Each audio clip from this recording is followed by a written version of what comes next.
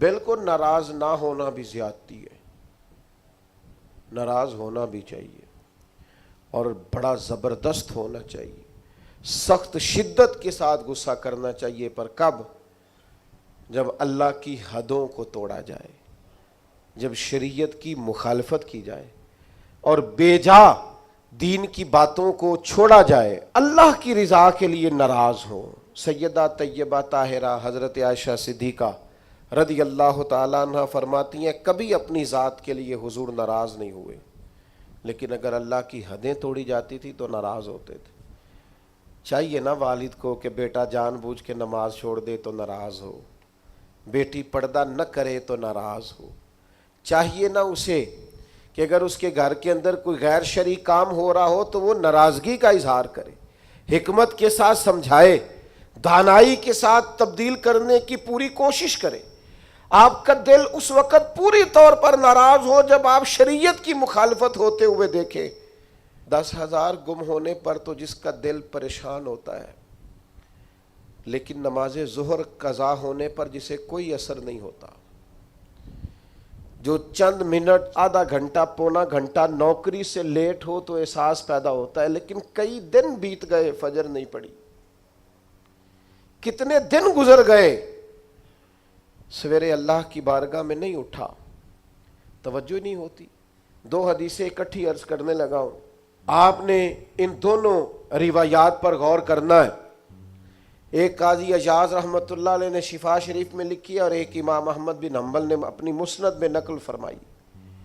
صحابہ فرماتے غزوہ احد کے موقع پر ہم نے نبی پاک علیہ السلام کے رخ زیبا پر خون بہتا ہوا دیکھا، کفار نے سنگ باری کی، تکلیف دی حضور کو، مقدس رخساروں پر خون بہا۔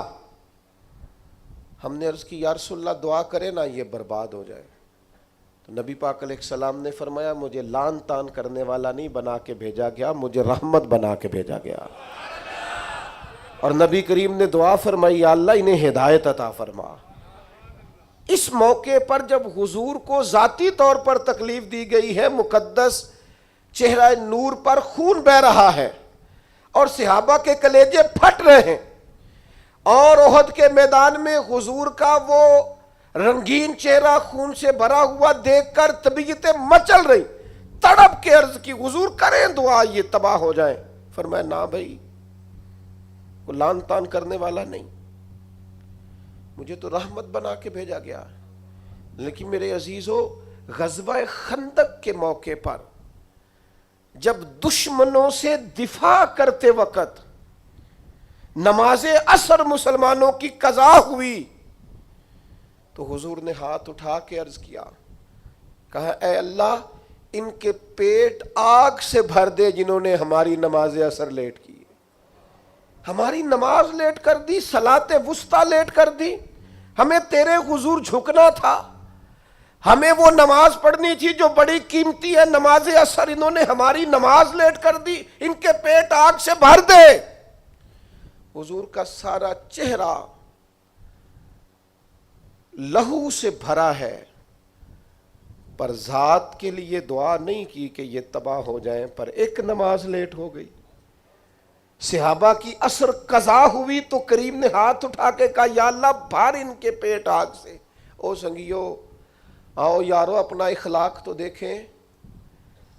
میری بھی فجر قضا ہے، میرے پتر کی بھی قضا ہے، میری جوان بیٹی بھی جم کے سو رہی، کبھی ماتھے پر شکن تک نہیں آئی، لیکن میری روٹی لیٹ ہو جاتی ہے تو میں سارا گھر سر پہ اٹھا لیتا ہوں، زمین آسمان ایک کر دیتا ہوں۔ میرے بچے، آپ کے بچے ہماری نگاہوں کے سامنے وہ پوری طرح بری سوسائٹی کا شکار ہو جائیں اور وہ جانے کس کس گناہ میں لگ جائیں، معاذ اللہ شکن تک نہیں آتی، لیکن میرے کپڑے وقت پر استری نہیں ہوئے، مجھے ٹائم پر فلاں چیز نہیں دی گئی، آسمان سر پہ اٹھا لیا جاتا ہے۔ حضور نے تو ہمیں یہ اخلاق سکھایا ہے کہ لہو سے تیرا وجود بھی ذات کے لیے بھر دیا جائے، تو زبان سے لان تان نہ کرنا، یہ تیرے نبی کا طریقہ ہے۔